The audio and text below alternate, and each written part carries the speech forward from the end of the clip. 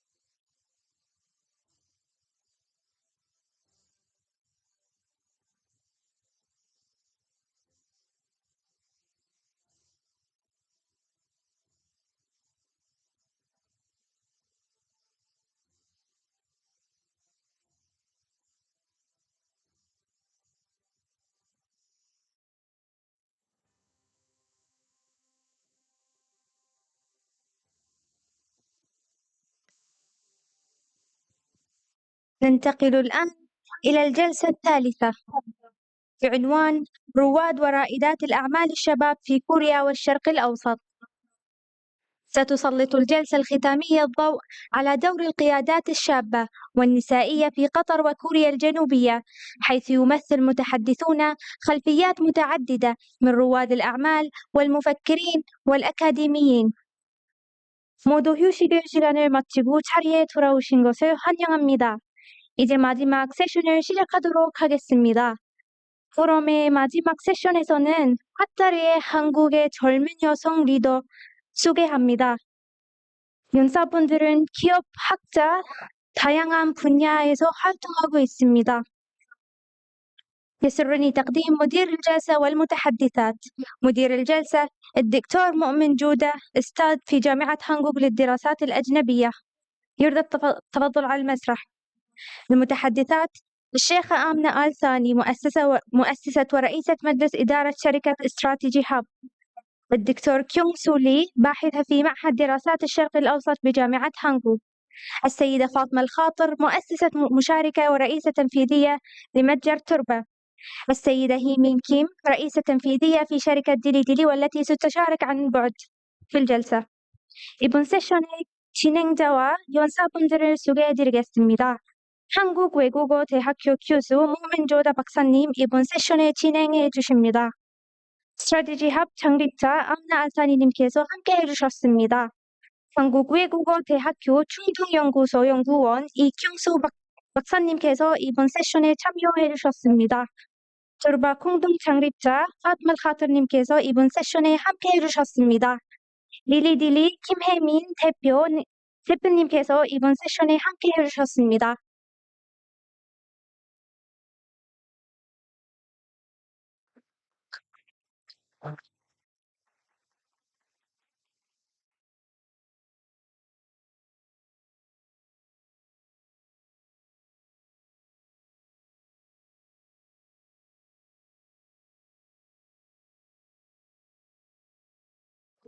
Good evening.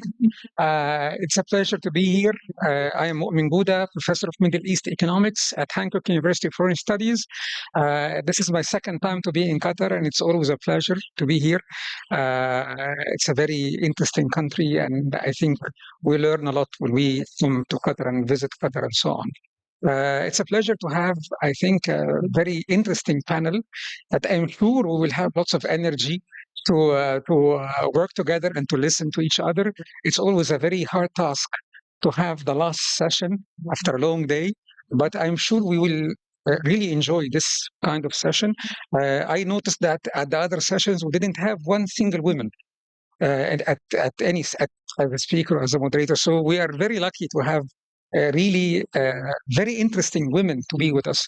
I did my homework before I came, and I looked at the CVs of all our speakers, and I think all of them have very interesting things to say, and I would be more than happy to listen to them. So without further ado, we will start with Sheikha. I will introduce one by one Her Excellency Sheikha Amna Athani. She's the founder and CEO of Strategy Hub. We have Dr. Kongso Lee, who's my colleague from, she's a full-time researcher at the Institute of Middle East Studies at Hankook University of Foreign Studies. Ms. Fatma Al-Fater, CEO, co-founder and CEO of Turba, and Ms. Heyman Kim, CEO of Dili Dili, and she will be joining us through Zoom. Unfortunately, she was not able to make it. I will do my best to keep this session interesting, flowing. So I will signal the speaker after 10 minutes of talk, just to tell them, we have 10 minutes, but of course they can continue for a couple of minutes more. We will open the floor also for questions, and I think we will have many questions. I urge the speakers to reflect on their great experience and on their great achievements, and also on the interesting differences between the Korean culture and Middle East culture. So without further ado, I leave the floor to Her Excellency Sheikha Amna Athani, founder and CEO of Strategy Hub. Please give a warm hand to her.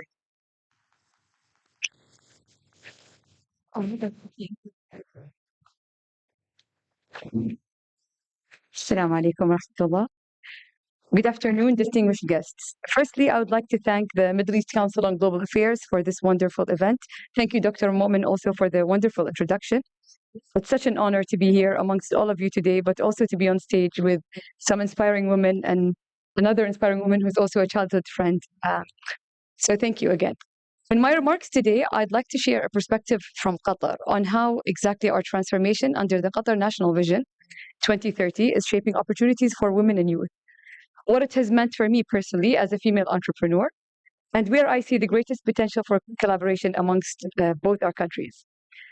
So first of all, allow me to introduce myself. As Dr. Momin said, I'm Amna Al-Thani. I'm the founder and CEO of Strategy Hub, which is a Qatari-born consultancy, purpose-driven firm working with public and private sectors to develop strategies across several industries, including public policy, environmental sustainability, and communications.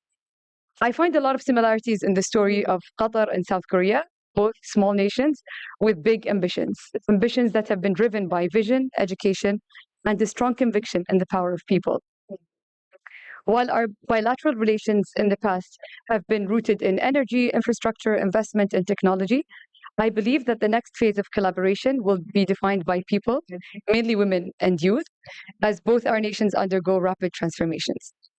So to understand a little bit how that transformation is unfolding, let's take a closer look at Qatar's own journey.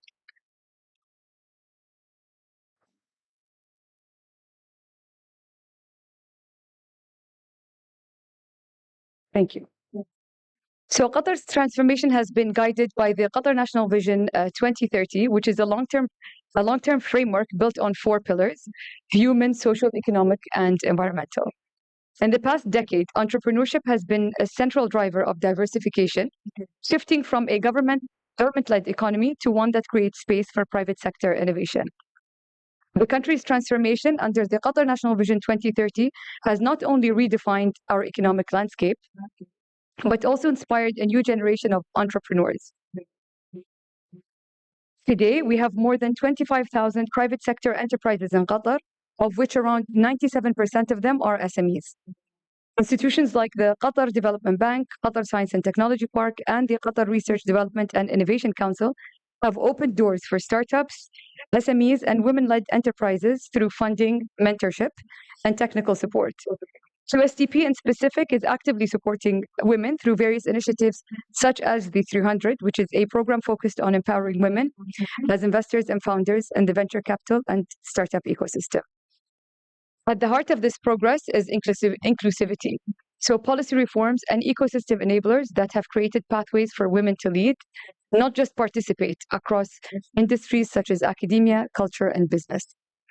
It's within this context that I founded Strategy Hub to help bridge the gap between strategy and execution and to support institutions that are shaping Qatar's next chapter. So when I founded Strategy Hub, my goal was to create a consulting firm that reflects Qatar's own values: purposeful, value-driven, and impact-oriented. I wanted to show that a homegrown firm can deliver world-class strategy while staying deeply connected to the local context. The challenge wasn't about being a woman. It was about choosing an uncharted path. At the time, there were no Qatari-founded consultancies. So I wasn't only proving my own capabilities, but I was also challenging the perception that local firms could match and even exceed international standards. What made this journey possible for me is the environment that Qatar has created. It's a country that genuinely values its people, that sees human capital as its greatest asset. And it's the investment in human capital that has allowed myself and many other Qatari-founded firms to grow, contribute, and play an active role in advancing the economy. In return, I have built a business that is committed to creating a positive impact, supporting our country's progress, and delivering value to the wider region. A core part of that commitment is nurturing local talent and creating a platform where young Qataris can learn, grow, and lead. Through my journey, I've learned that anything built with authenticity and purpose will outlast any challenge and competition. That sense of purpose becomes a source of resilience. And building a business that is rooted in local context ensures that our work remains relevant, accountable, and aligned with national goals. So my journey is just one example of what's possible when women are given the space and support to lead. But to truly understand the scale of progress and the work that still lies ahead, it helps to look at numbers. Also because I'm a very data-driven person. So here we go. So Qatar has made great strides in extending opportunities to women across sectors from education to business. Qatar has achieved an impressive milestone in female youth literacy, reaching 96.1% in 2017. Building on this strong foundation in education, female youth now make up 70% of STEM graduates in Qatar as of 2021. Demonstrating not only access to learning, but also active participation in fields that drive innovation and shape the future. This strong educational foundation is reflected in the labor market, where women unemployment has dropped from 2.8% in 2012 to just 0.4% in 2022, while female participation in the workforce has grown from 52.4% to 61.7% over the same period, underscoring the increasing role of women as active contributors to Qatar's economy and innovation landscape. In 2024, 5.1% of women in Qatar became new entrepreneurs, an increase from the previous year. It shows that more women are confident in turning their ambitions into real ventures, contributing to a more dynamic and diverse business landscape. This rise reflects a supportive environment that's enabling women to start and grow their own enterprise, strengthening the foundation for broader participation in the economy. According to the latest Global Entrepreneurship Monitor, or GEM report, 7% of women in Qatar have started a business in the past 3 years, a rate that actually surpasses several advanced economies, such as Italy and China. This shows that women in Qatar are not only participating in entrepreneurship, but driving new business creation at a pace that exceeds many mature markets. Qatar's progress in closing the gender gap stands out not only in education, but increasingly in workforce and economic participation. We continue to lead globally in primary and tertiary enrollment and have advanced sharply in education attainment, a reflection of years of investment and a firm belief that empowering women through knowledge drives lasting progress. In the labor market, while there's still room to grow, Qatar has made important gains. In Women, Peace and Security Index, we now rank first in the Middle East for employment and second in education, signaling that opportunities for women are expanding beyond the classroom. Today, the progress is visible in entrepreneurship and innovation. More women and young people are stepping forward as business leaders, founders, and change makers, turning education into action and ideas into impact. And that ultimately is what will define the next chapter of Qatar's growth story. I hope I painted a rosy enough picture, because let's get into the challenges now. So while the progress is clear, the path to entrepreneurship still comes with challenges. For many women, it's not about lack of capability and ambition. It's about navigating systems that were not built with them in mind. Accessing networks, funding, and navigating regulations remain the biggest hurdles, and addressing these barriers is key to unlocking full potential of women-led enterprises in Qatar. So what do these challenges look like in practice? Let's take a look. So the first challenge is access and opportunity. While Qatar has made significant progress in advancing women's participation, access to markets, especially large-scale opportunities, remains limited.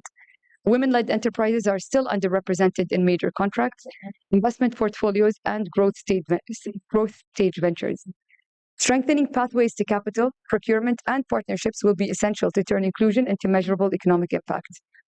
At the same time, working with local companies and understand Qatar's context and cultural nuances is key to ensuring that opportunities are meaningful and sustainable. Localizing our approaches not only enhances relevance and impact, but also builds national capabilities, giving women-led businesses greater visibility, pathways to scale, and ability to shape solutions that are authentically rooted in Qatar's development priorities.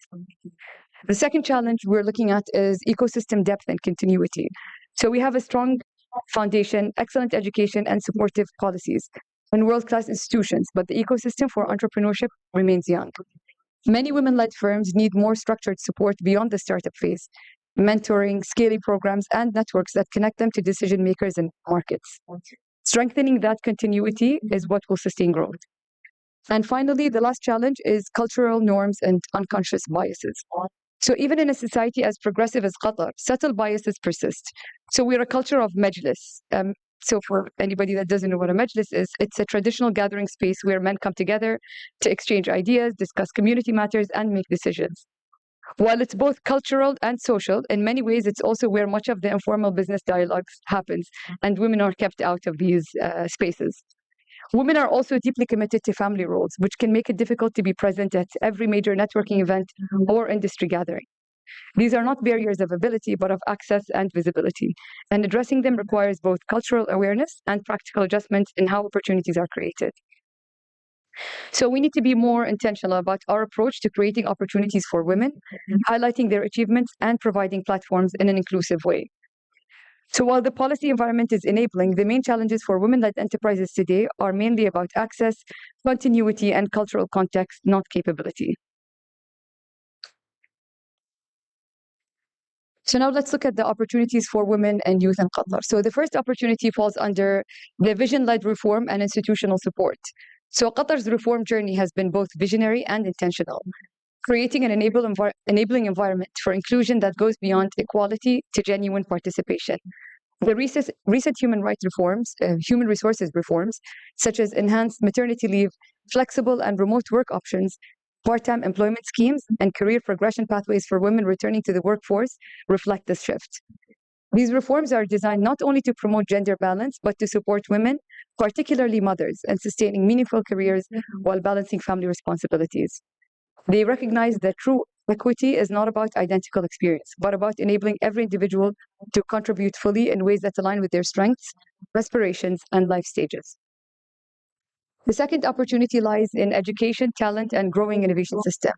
So Qatar's investment in education has produced a highly skilled generation of women ready to lead across all sectors. Today, that potential is meeting opportunity through a growing innovation ecosystem driven by digital transformation, sustainability, and creative industries. These are areas where women are not just participants, but emerging leaders, shaping new markets and defining Qatar's competitiveness. Due to Qatar's extensive investment in education, we now have a generation of women and youth who are exceptionally empowered, educated in world-class institutions, both international and homegrown ones, from Education City universities to Qatar University. This is where the role of the private sector becomes critical. The public sector remains the main employer of young Qataris, but with recent reforms making the private sector more dynamic and attractive, the responsibility now shifts to us, business leaders, entrepreneurs, and employers to create real pathways, mentorship, and opportunities for women and youth to grow and lead. Finally, the last opportunity here lies in regional and global partnerships. And as Qatar deepens its regional and global partnerships, including with countries like South Korea, the possibilities expand even further. From creative and cultural diplomacy to science, technology, sustainability, and entrepreneurship, there's immense space for collaboration. These are sectors where women and youth can lead joint ventures, research, and exchange ideas, gaining exposure, mentorship, and access to markets that strengthen both capability and confidence. So the lessons and the relevance here. So when we look at the broader picture, Qatar offers valuable lessons and real opportunities we can learn from. Women's advancement is embedded in Qatar's collective vision and policy.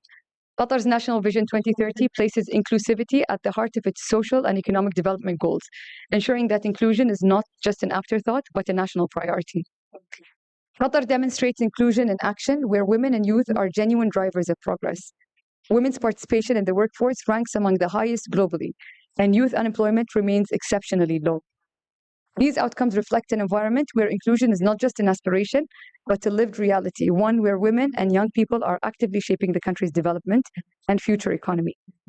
The challenge now is sustaining that momentum that has been created. We need to help women-led enterprises scale, diversify into new industries, and participate actively in shaping the future economy. Lastly, both for Qatar and South Korea, we can build on our complementary strengths. Collaboration should move beyond traditional sectors and encompass the full spectrum of growth, from sustainability and technology to culture, design, education, and policy innovations. These are areas where women and youth can co-create solutions, lead research, and build businesses that serve both local and global priorities. Thank you.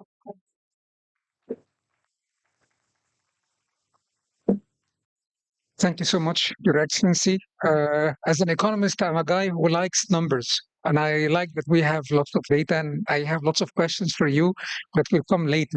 Now we move to Dr. Pongsu Lee, full-time researcher at the Institute of Middle East Studies at Hankook University of Foreign Studies. The floor is yours, and I'm sure we're going to enjoy your speech. Thank you. Assalamu alaikum. Good evening. And thank you for still remaining with us, even though it's really tired, like a whole day sessions. As the Dr. Boda introduced, my name is Kyung-Soo Lee, and I'm a full-time researcher in the Institute of Middle East Studies at Hankook University of Foreign Studies. And it's really honor to be here. And I would like to, before I start, I would like to send my really gratitude toward every organizers who plan and also initiate this meaningful forum. Thank you so much. So, okay. Today, I will talk about challenges and opportunities of women and young entrepreneurs in the Middle East and Korea. So I will make some. Oh, okay. This one? Thank you. Okay. So I will talk about a comparative story, like based on these three questions. So first, what common challenges do women and young entrepreneurs face in both regions? And second, how do government policies and gender norms and the labor market situations differ in both regions? And third, what do these similarities and differences imply for the future collaboration between two regions? Okay, so I will start with the shared features. So I was reading a lot about how this ecosystem in the Middle East and also in South Korea was made in terms of the youth entrepreneurs and also women entrepreneurs. And the first common the features was not every, but the most of the sectors are concentrated in the digital or service-based sectors. For example, like e-commerce or online education, content creation, health and wellness, and social enterprises. Sorry. And also, the entrepreneurship was used as escape from the glass ceiling. So I will add some more explanations for you about this. So actually, from the first, service-based sectors and also the digital sectors are really the relatively low initial capital and low flexible working arrangements. So for people who face obstacles in traditional labor markets, whether due to the gender bias, age, or class, these features are extremely attractive. So even without talking about the culture or religion, we can see how basic economic logics push women and also youth into comparable entrepreneurial spaces. And the second share feature is the way of entrepreneurship functions as an escape route from the glass ceiling. In both regions, many women encounter promotion barriers. In conservative corporate cultures, or career interruptions linked to the childbirth or childcare. Young people, regardless of their gender, are squeezed between the rigid seniority system and fierce competition for a limited number of stable, prestigious jobs. So under these conditions, founding a company is not only about profit, but way of creating one's own rules and choosing their own colleagues and redefining a career trajectory outside existing hierarchies. In this sense, entrepreneurship becomes a strategy for reclaiming autonomy. And the third, like the other hurdles, we can say like there are weak access to finance and also exclusion from powerful networks and mentors, as Her Excellency Sheikh Amna also mentioned about the Majlis. I think we can also connect it to this point. So, like the venture capital or like angel investment or the networks, like this kind of finance also network with the networks, the finance access. These are like usually dominated by, I'm sorry to say like this, but like I cannot find another words, like old men dominated networks.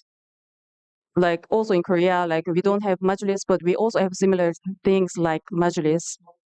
So even when the government creates, can still limit women's access to property, credit, and decision making in a family business. But let's say like I'm talking about the Middle East, but we cannot say it's like everywhere is the same situation. So like each country has a different situation. And in terms of Korea, women in the I'm sorry, I'm so nervous. So enjoy like okay. I think I skipped some part. I'm sorry. Yeah.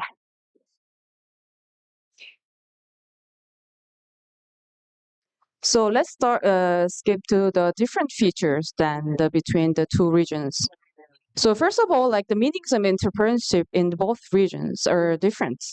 So in the Middle East, like entrepreneurship as necessity and part of national development, but also like it's connecting to it as Her Excellency Sheikh Abna was mentioning about this national vision 2030, like in UAE or Saudi Arabia, like most of the GCC countries have this kind of national visions. So also it connected to this kind of national development.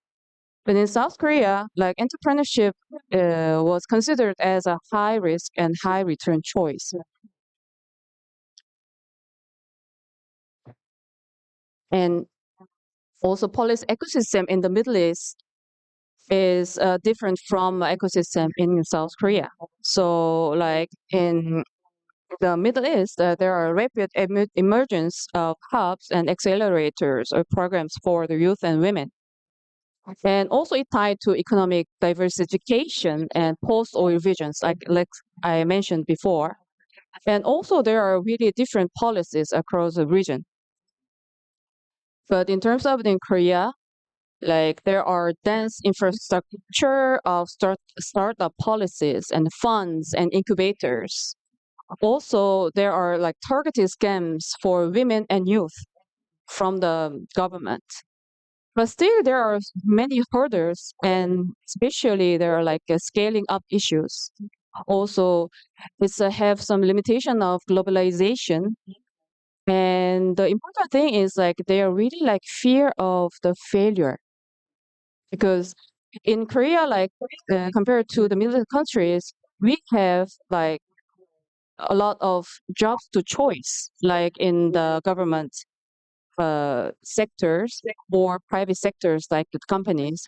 That's why, like, starting a startup, especially as a youth, is kind of really like you try something and then you fail hard or you succeed.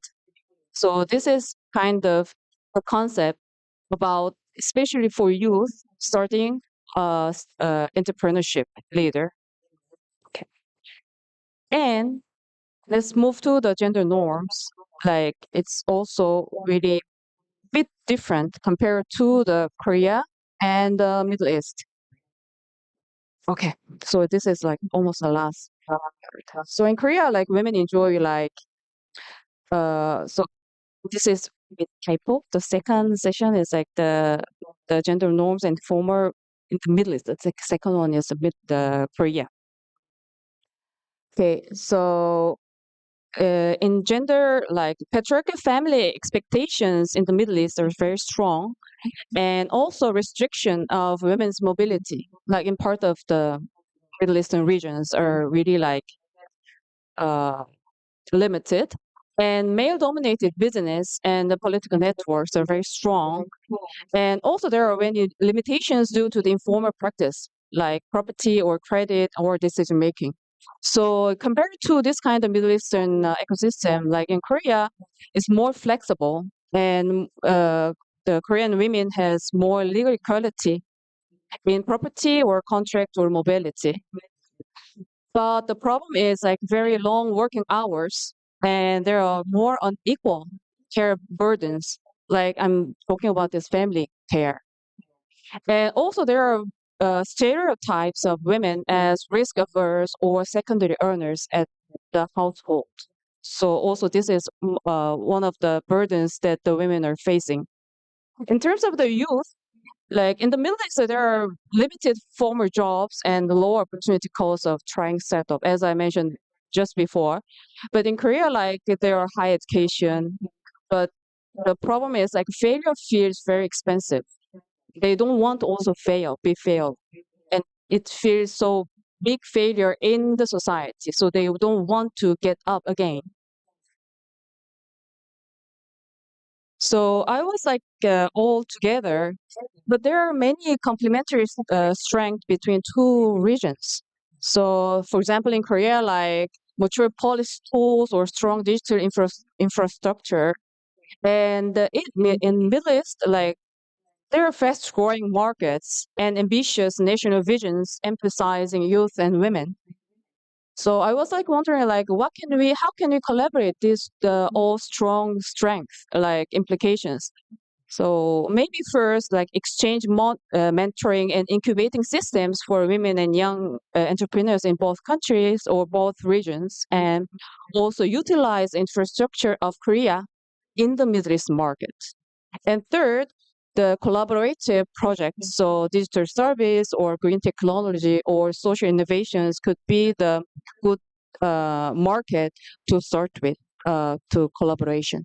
So this is all, and I'm sorry for my nervous was being revealed, but thank you so much for listening. Thank you so much, Dr. Lee. Don't be nervous, please. We're all friends here. And definitely will be some interesting questions coming. We move on to our next presenter. It's a pleasure to present Ms. Fatma Al-Fatih, co-founder and CEO of Torba. The floor is yours. Alaikum. Thank you. I'd like to thank the Middle East Council for this event. I believe we do sometimes need a Asia to Asia sort of conversation that illuminates from both sides. I don't have a presentation. I'm really sorry, but I think you might be actually delighted to hear that. What I do is I have a market. I started off with sort of a story. I felt disenfranchised in Qatar. We don't produce any food. We didn't produce any food. It's not part of our consciousness. We were hunter-gatherers. We fish, but we don't really grow anything. So I decided to do a farmer's market. My dad said, "You're going to sell eggs?" I said, "Yes, I'm really sorry." My dad being a very sort of prominent person in the government formerly and a businessman, he didn't very much enjoy it. What I did is I wanted to feel connected to the land, to products, to people. And I think after many years, this is the 8th year, I'm happy to say that it is a very successful endeavor. And maybe just while, I was thinking of this today and what are sort of the connections between Qatar and Korea informally is that we have a lot of commonalities about the importance of food. And just a few months ago, we were talking about kimchi. And the embassy was really frustrated that no one sells kimchi here in Qatar that is apparently with, Korean standards. And, we sent some and they were like, this is really good. So I was like, oh, okay, I'm really happy, it's something. And then I got into fermentation and I understood the sort of the role of the Korean War and how it sort of helped in preservation of food and sort of for us in the whole world actually understanding what fermentation means and respect for that biome. And Sheikh Amna also mentioned, about, that we're childhood friends. And they used to make fun of me as a person who was always like sort of inquisitive about like sort of Alice in Wonderland. Oh, what is this plant? What does this do? What is, about our nature?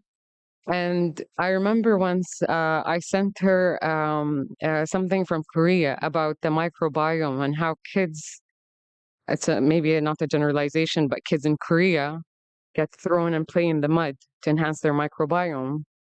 And I was actually having a talk about, see, this is sort of the antithesis of why we should do things maybe in a more normal way. So in between sort of, what both of you were saying in terms of policy and sort of the impact and the data, I'm probably a very humble, limited example of how this is and how cultural diplomacy, food plays an important part. And I think Korea is maybe in a foreign way, you don't understand, but Korea plays a very big role in our culture and Qatari culture, whether it's going out in restaurants and having Korean beef or wellness products, and the amount of suddenly Korean sort of hospital or Korean influencer. And I don't believe we have the same opposite sort of impression of Qatar, probably because, again, we are very conservative, but we are starting to sort of come out of our shell. And maybe the last sort of thing I wanted to say is that we're, despite the glass ceiling, we're overly ambitious. Sheikha Amna, it comes also sort of from a very privileged background. She could have decided, I want to stay at home. She decided to go the hardest way and open up a consultancy. I don't know if you know, but that's like really, really hard in Qatar. Saying your opinion about policy or advocating for a certain sort of way. I mean, it takes a lot of time and patience and articulation to get to where that is.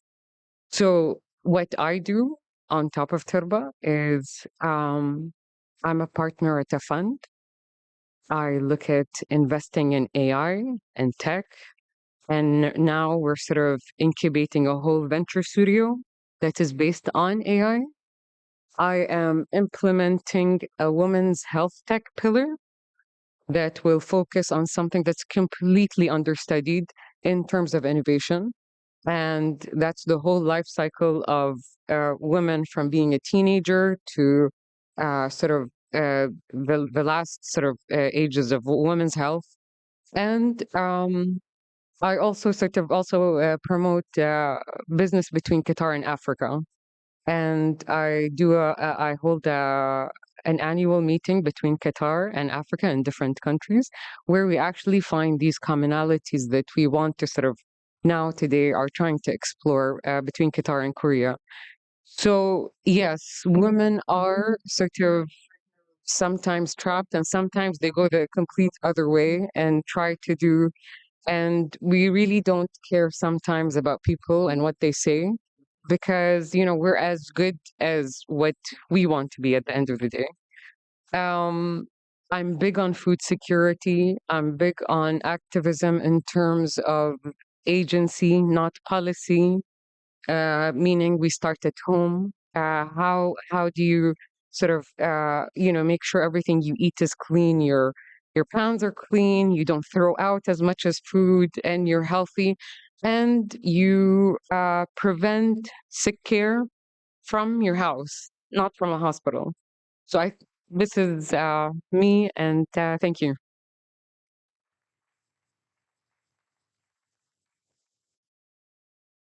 So much, Ms. Fatma. It's very interesting, and I'm sure we have also many questions for you on the details of all those activities.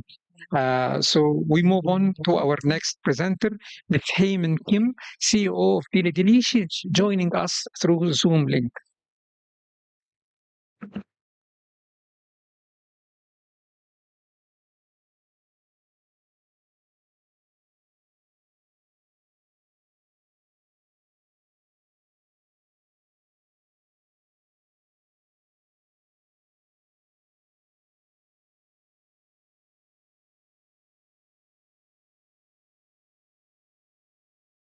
It's a very pleasure to meet you all at this forum. My name is Heyman Kim. I'm the founder and CEO of Dilly, a global beauty and beauty tech company from South Korea, based in the Middle East. Although I cannot be there today in person, we might deepest regrets. I'm truly honored to join Korea Middle East Business Forum 2025 Qatar under the inspiring themes of women and youth business leader in Korea and the Middle East. Today, I would like to share how women and youth entrepreneurs are building next frontiers between Korea and the Middle East through the passions and consistency of the courage to turn challenge into opportunities. When I look back 15 years ago when I first moved to the Middle East, I can truly see that how much the Middle East region is evolving right now. The Middle East today is not just a market, it's a movement. Once defined by oil and energy, the region is now powered by entrepreneurship, innovations, and human potential. Economic diversification is reshaping the landscape, moving beyond oil toward technology, lifestyle, and sustainability. Under UAE KSA Qatar Vision 2030, women and youth are emerging as a key driver of national transformations. And what's more inspiring is that region is more open than ever before, embracing global partnership, ideas, collaborations, entrepreneurs, and women. For Korea, these transformations open new frontiers for connections, creativity, and shared growth. Across the region, startups are thriving. In the UAE, there are over 300 scale-up startup companies backed by diverse venture capital. Saudi Arabia and Qatar as well. Put together, MENA startup is raising over 4 million in 2024 and making one of the fast-growing innovations of the region in the worldwide. The energy, ambitions, and creativities are here now. But most important, women and youth are no longer just part of the change, they are breathing it. One of the most inspiring transformations is the rise of the women entrepreneurs. In the UAE case of Qatar, women entrepreneurs are leading the way in sustainability, digital innovations, and then creative economy. These women are not just participants anymore, they are pioneers, redefine innovations, and leadership across the Middle East and beyond. So how can Korea and the Middle East build the next frontier together? Both regions share a deep commitment to innovations, inclusion, and progress. Korea brings the technology, creativity, and advanced manufacturing excellence. The Middle East contributes capital, bold reforms, and dynamic emerging markets. Together, we can create a joint startup accelerator, innovation labs, cross-border brands, investment bridge to the future next generation of the growth.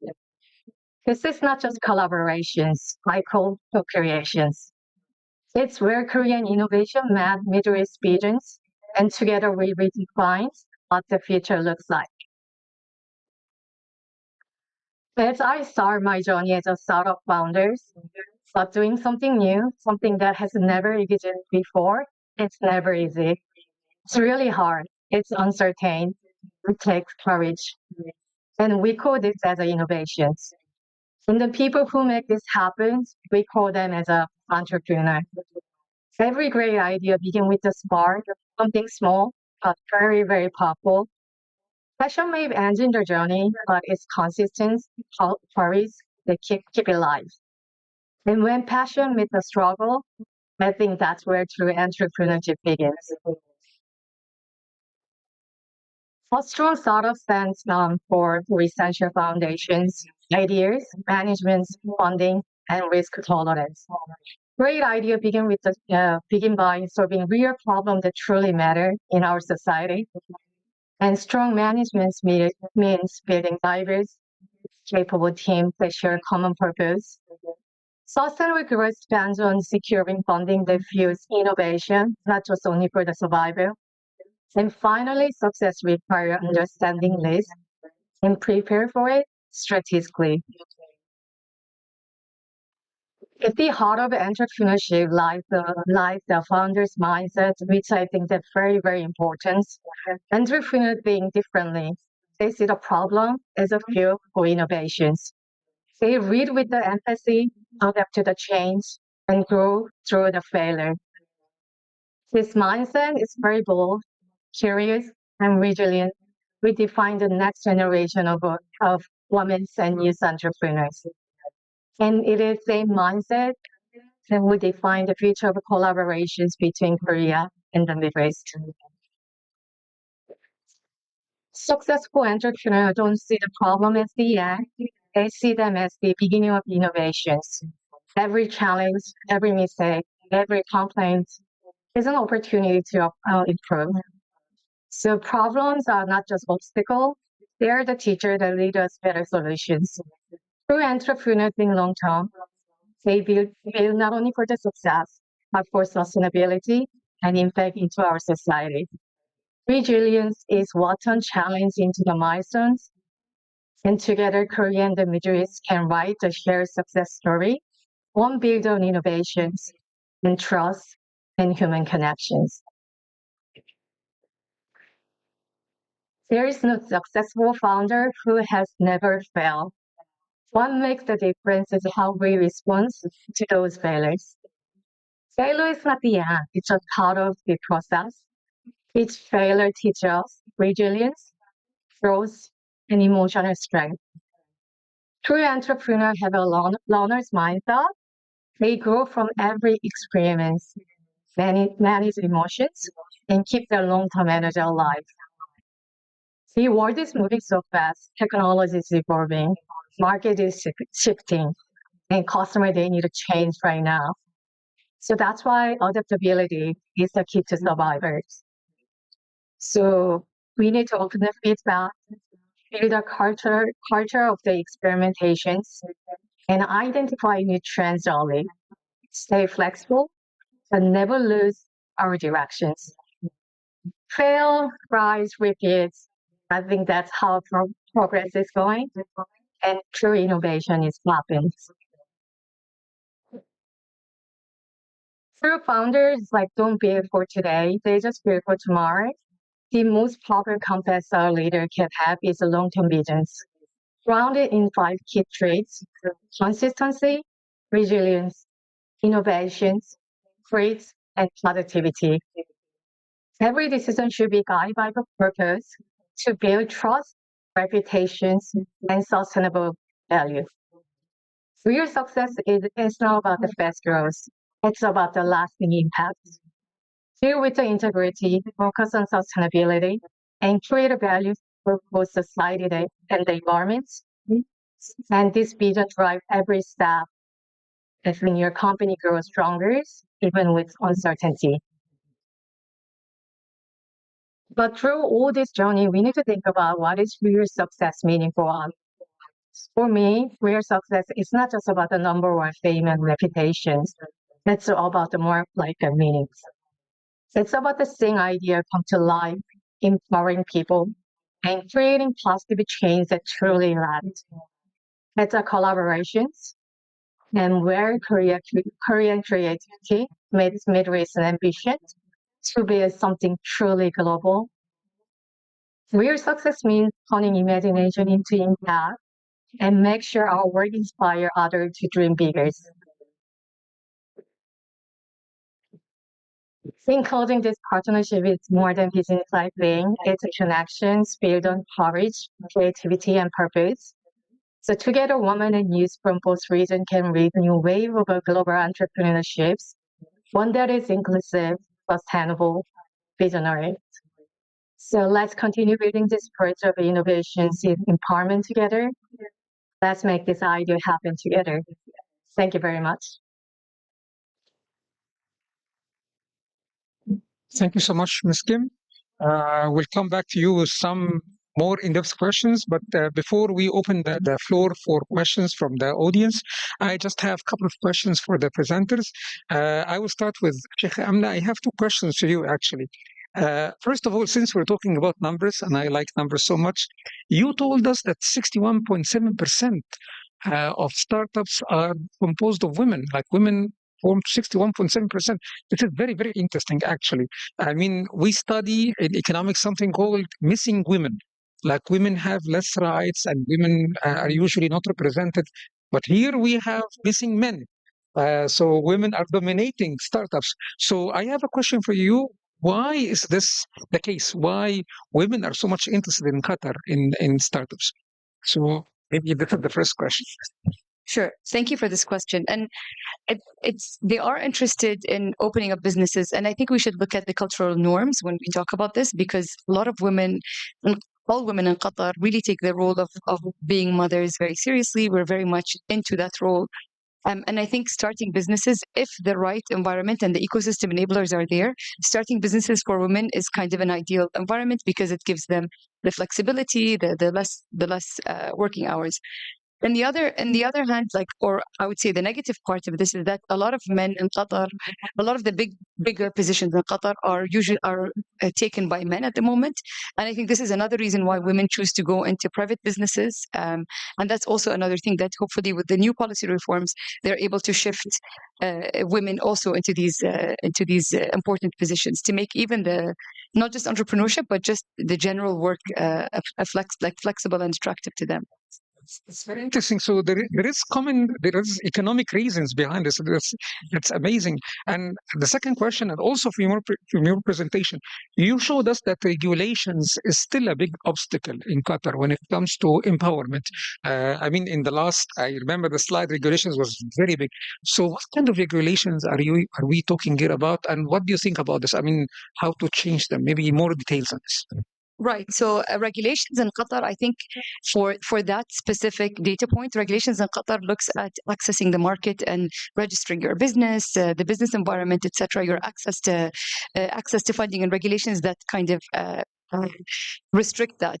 So just building off on what Fatma said, it is definitely not easy starting a consultancy in Qatar, but we have seen firsthand what the regulations and how difficult they are to overcome. And this is something, and we refer to it negatively here, but this is something that's on the top agenda of the public sector in Qatar. They are working very hard to kind of, they acknowledge this difficulty and they're working very hard towards it. But it's just a shame to see that the largest percentage of things that deter women from starting their own businesses or even continuing their own businesses is that these regulations. So I'd say accessing the market, access to funding, but also registering your business. Even these are the areas that are difficult.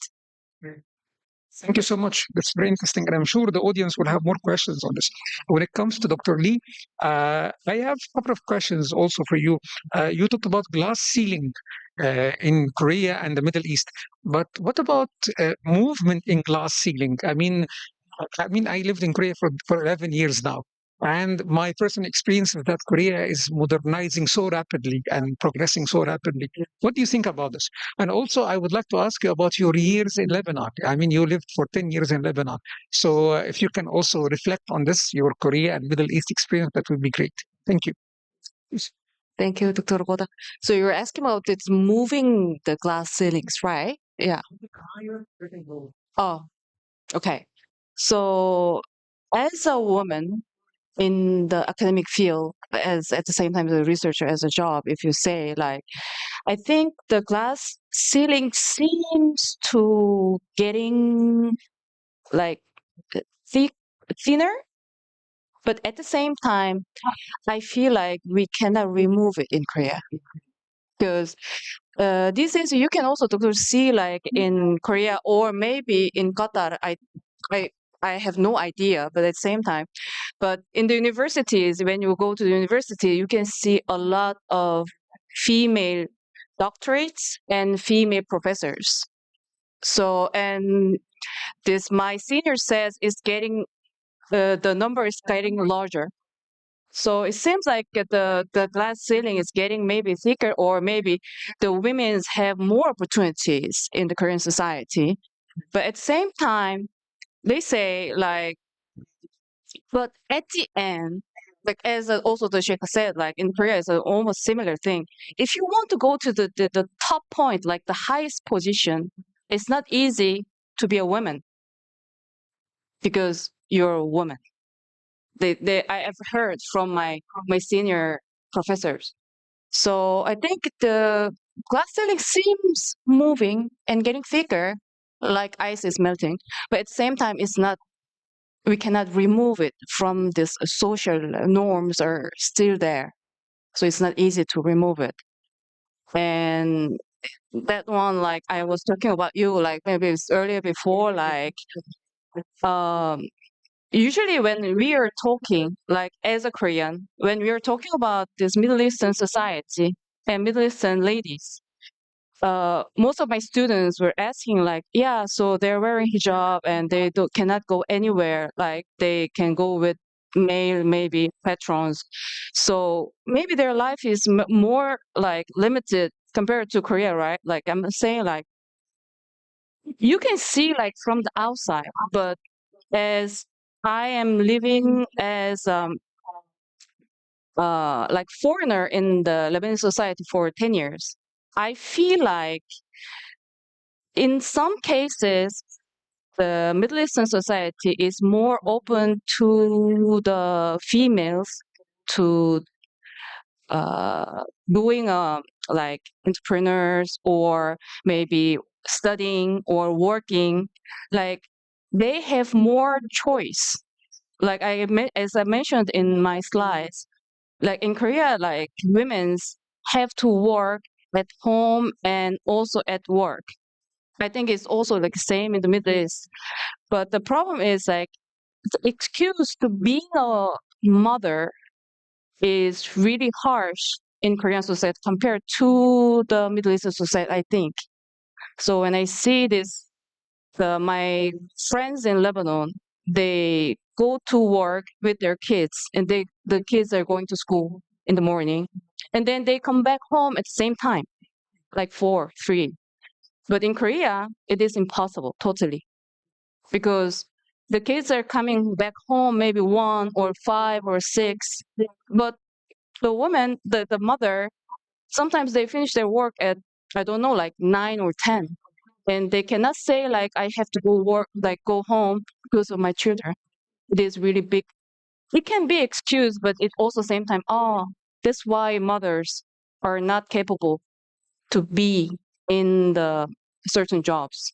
So I think this is really like also some implications to think when we collaborate, maybe we can share this kind of experiences as mothers or as wives or as a young women also at the same time. Thank you.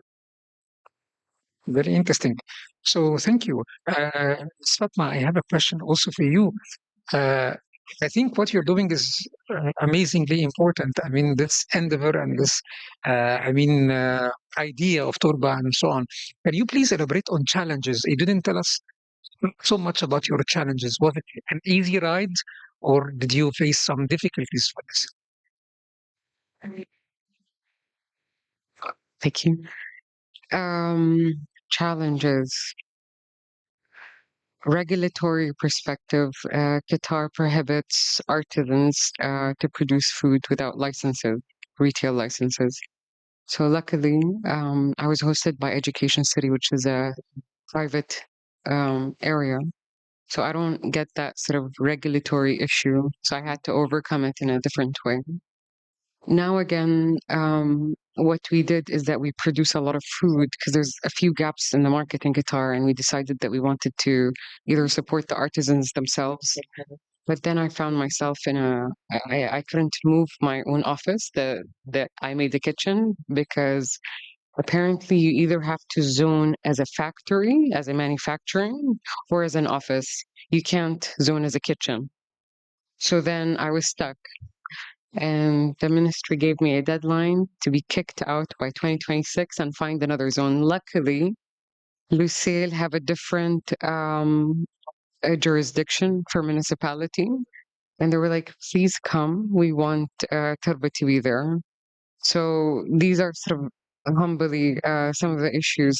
But I think, when it comes to my line of work, people always think it's fluffy. But when someone says, oh, I just recovered from a mental institution and I needed to use my hands, or by the way, I'm bipolar and I started this business at Turba, or it makes me feel way more important than the Ministry of Finance, humbly. If I help people directly, then I think that's sort of, and part of the conversation I always tell them is that, have you ever read an article called The Science of Progress? It's basically how they made MIT come to sort of, how they forged MIT. And what it was supposed to do, MIT is supposed to build quality of life and happiness with economy, not siloed like the things that we're doing right now. So I think this is where I want to converge things and sort of intellectualize the conversation about society, health, and well-being. Sorry, if I can just add a couple of remarks. First, for Dr. Kyung-Soo Lee, it's very interesting that you bring this up, that a way that we can collaborate, kind of we export our experiences to South Korea. I talked about it a little bit during my talk, but Qatar just recently introduced, from a policy perspective, they've introduced new HR reforms. And these HR reforms specifically target women and mothers in Qatar. And the point of this reform is that women are central, they're important to the diversification efforts of Qatar, they're central to our economy. And so the idea here is not to shun them out because they're mothers and because they have children, rather to bring them in and to have more inclusivity in the workplace by allowing more flexible hours, taking into consideration the needs of young children and children to their mothers. And some of these reforms included longer maternal leaves, but they also included longer hours away from work where you can take your child to his appointment or spend an hour doing PE with your child in school, or depending on what the needs of these children are. These have not cascaded down to the private sector, although the private sector is quite open to flexible work hours, but it's definitely something that the private sector is gaining from the momentum of the public sector and trying to integrate it. And I think that's one idea of exporting kind of these experiences to South Korea from Qatar. The other thing I wanted to mention is for Fatma, and I think she left it out of her talk conveniently because I know how humble Fatma is, but Fatma started this journey out of an interest for her, to from a grassroots perspective. But back then when Fatma started, we had no food security, nor was agriculture part of Qatar's national priorities. Today, this has contributed directly. Today, we have a food security strategy, and we also have agriculture and agri-tech as one of the top priorities of Qatar's national vision. So it's also another idea of how when women have these ideas and they start off as habits, or they start off something as an interest, they do even inadvertently contribute to policy in the future and kind of open up new ideas and new industries in Qatar. That's great. We now move to Ms. Kim. I have a question for you, Ms. Kim. I mean, regarding your own product, Dili Dili, I checked it out before I came, and you're saying that it's a cosmetics that is tailored for Middle East. And this is something interesting. I mean, how is it tailored to Middle East? Can you please elaborate on this? Thank you so much for your question and interest to checking our project before you come here.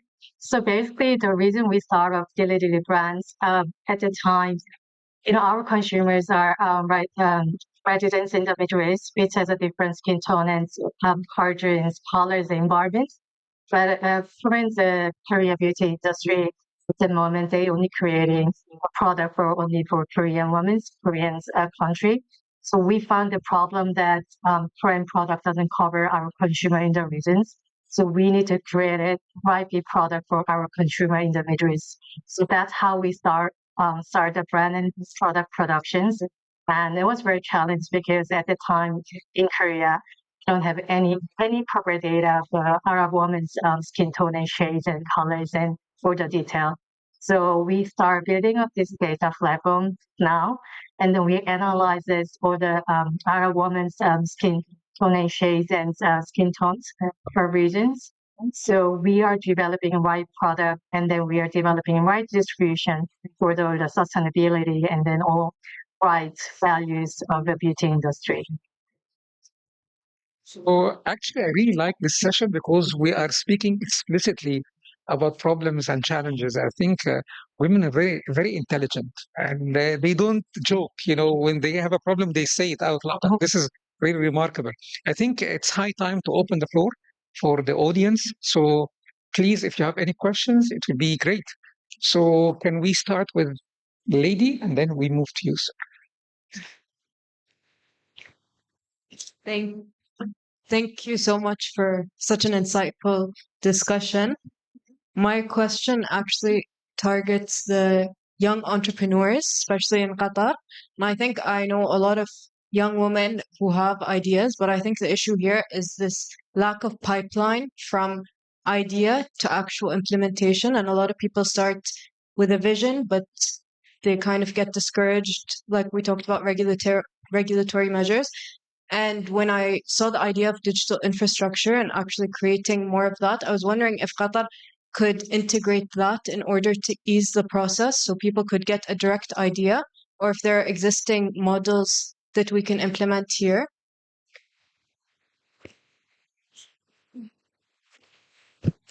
Thank you for that question. It is definitely a very important perspective that you bring up. I think, as I mentioned also in my talk, first of all, the opportunities that are given to the youth are the responsibility falls on us. We cannot blame the government for everything that we find as a flaw, because really the responsibility, when we set up businesses, we have just the same way we had women in mind when we did this, we need to have the youth in mind. And as I said, we have top educated, fantastic youth that is able to conquer any challenges that they have. Now the opportunities lie with us to create them for the youth. Speaking on behalf of at least Strategy Hub, we do internship programs, we do mentorship programs where we provide platforms for the youth and for interns from universities to come and intern with us and kind of get a first-hand experience. But to kind of scale this idea up, I think we have fantastic programs now in Qatar that are gaining momentum, such as the program that I talked about, which is QSTP, that offers opportunities for the youth to be able to come set up a business and start their ideas. The good thing about these incubation centers is that they offer end-to-end services, and they support in finding access to funding, registering your business, getting mentorship, getting scaling opportunities, all of which are considered massive hurdles for people starting their own business, whether it's youth or even adults starting their own businesses. So I would say that this is one avenue that Qatar is tackling, and the other one is lying on us as private sector leaders or private sector entrepreneurs to kind of offer these opportunities and make an intentional effort to kind of give these opportunities to the youth rather than have the youth come and fight for them themselves. So, gentlemen, over here, we have a question.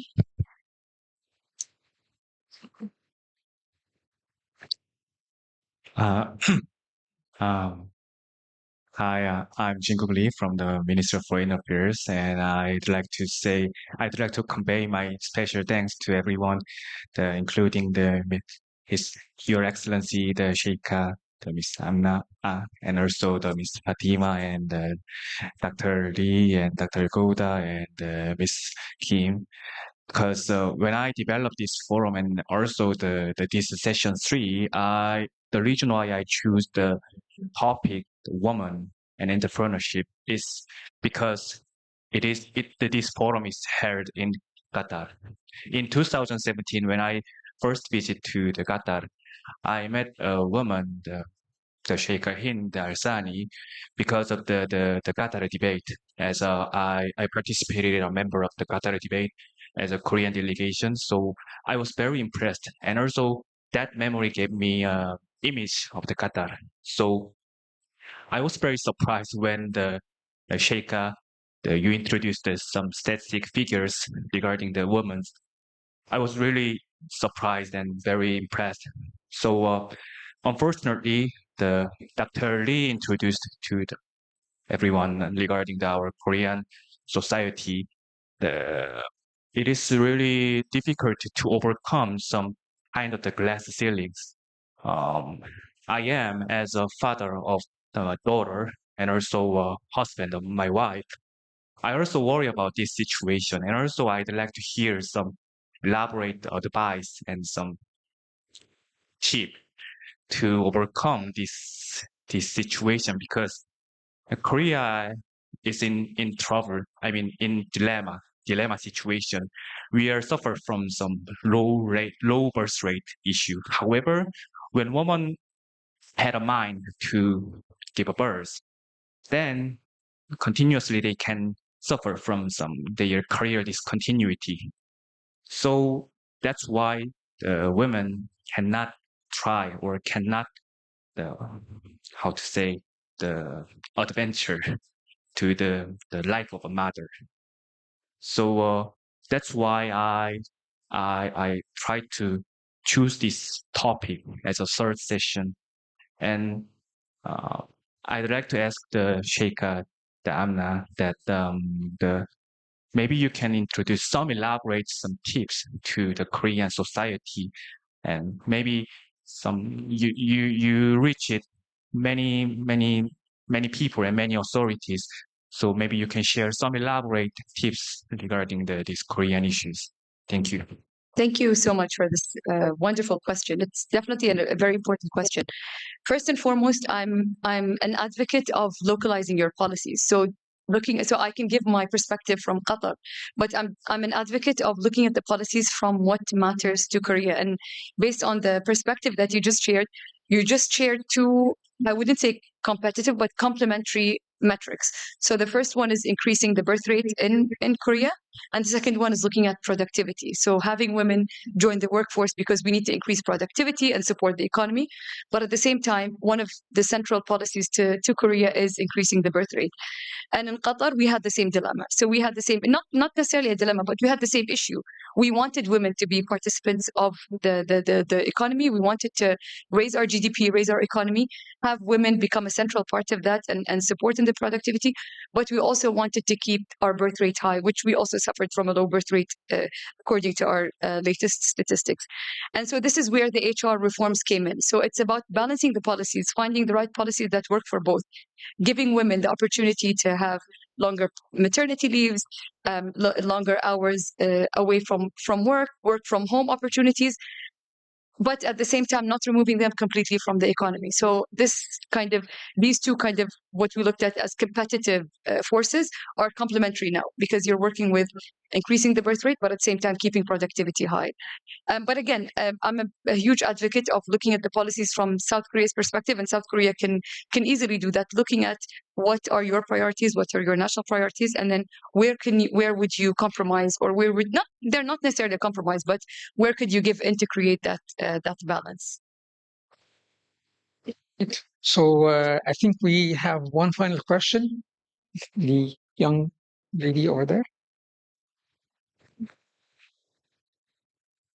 Hi, my name is Kamala, and I wanted to thank you for this beautiful presentation and all these beautiful women on the panel. It's really indeed very pleasant to see women finally in the panel today. I have a question about the entrepreneurship in Qatar. As you have more and more people entering, or more women entering this area, the relationship between the participant is going to intensify. Do you see already it being more competitive or collaborative? And if you could give examples, it would be very helpful. Thank you.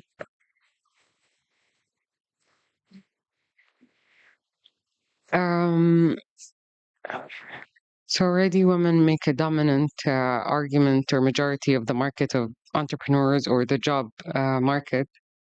What I personally witnessed in some sectors is explosion, like a mushroom of we're going to set up businesses and crash in 2-3 years. But it's self-correcting, meaning we will soon adjust into a normal sort of growth rate, and you will see whoever is better wins the market. It's not about women or men. I think it's, for me, I hate quotas in general. So I don't know if that answers your question, but definitely women in terms of early stage entrepreneurs are really sort of being more dominant. Yeah, sorry. And competition is always a good thing. You know, it's never negative when you have more competition. The idea here is it unfair competition? Are we giving more advantages to a certain part of society rather than the other? And this is where the question of inclusivity comes back. So we don't look at our policies as equity. We look at our policies as inclusive. So we don't offer men and women the exact same opportunities. We offer them opportunities that would be inclusive to both. So this is, again, goes back to the idea of the reforms that we had. We had reforms, we specifically looked at women. It's not unfair to men, but it rather kind of creates a level playing field, if that answers the question. That cascades down to entrepreneurship as well. Thank you so much. I think it was a great session. I really enjoyed it. Before we finish, I would just like to say that recent economic research shows that the long-term educational performance of many of the people that we did research on is determined not by the father's education, but by mother's education. So mother's education is actually, in economic terms, with findings, more important than father's education. So it means that empowering women is a necessity. It's not a privilege. I mean, if we are all looking for economic development, empowering women, giving more rights to women, I think it's a must. It's not an option anymore. Thank you so much. I would like to give. I think all of us need to give a big hand for our great speakers. Thank you so much.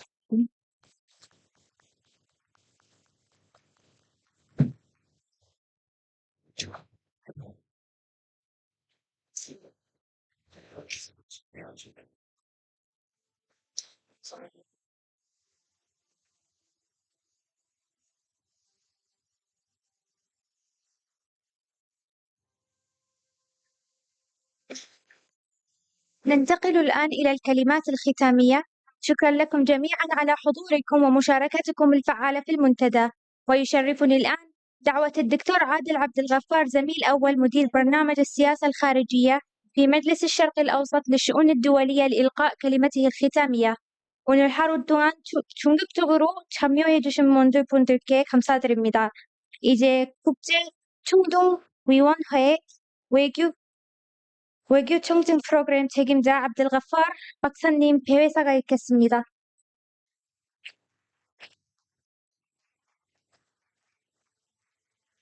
Okay. Distinguished guests, colleagues, and friends, my name is Adil Abdelghaffar. I'm a director of the Foreign Policy Program here at the Middle East Council on Global Affairs. It's been my distinct pleasure to be intimately involved in the organization of the forum for the past 4 years, and it's my pleasure to give these brief closing remarks. And I have good news for you. In the program, it says 50 minutes, but I will take 3 minutes only. Does that sound good? Sound good. It's been a very long day, and it's been a great day. So as we come to the close of the forum, I just want to take a moment to reflect on what this gathering represents. For over 2 decades, this forum has been a bridge between Korea and the Middle East, fostering dialogue, partnership, and a shared vision for a more stable and prosperous future. We've had a very rich discussions today, and really these discussions show once again how cooperation between both sides continues to evolve and deepen. From alignment on geoeconomic issues and geoeconomic and geopolitical issues, to deeper cooperation on energy, technology, education, culture and sustainable development. So as I've been working on the forum for the last 4 years now, I've witnessed firsthand how it really has grown in both scope and significance. When it began more than 2 decades ago as a policy dialogue between both regions, has evolved into a vital platform that brings together policymakers, scholars, entrepreneurs, business leaders from across Korea and the Middle East. So I want to extend our deepest appreciation to our Korean partners, the Korea Arab Society and the Jeju Peace Institute for their friendship and collaboration over the past few years. I also want to thank our colleagues and my colleagues at the Middle East Council for all their hard work and support and dedication. It's a great team and continues to deliver exceptional events here in Doha. And finally, to our panelists, our speakers and participants, thank you for your valuable insights. And as we look ahead, I'm delighted that next year's forum will be held in Seoul, in Korea, because 1 year we do it in the Middle East, 1 year in Korea. So it'd be great to be back in Seoul next year. And I have no doubt that we will build on the rich discussions we have had here in Doha and continue to advance the spirit of mutual understanding and cooperation that really underpins this forum. Thanks again for all your presence and engagement and patience. For those of you who stayed for the whole day, well done. And I will see you next year in Korea. Inshallah, I'm looking forward to seeing our friends in Korea next year. My vocabulary is very limited in Korean, but I know Gamsamida. Thank you.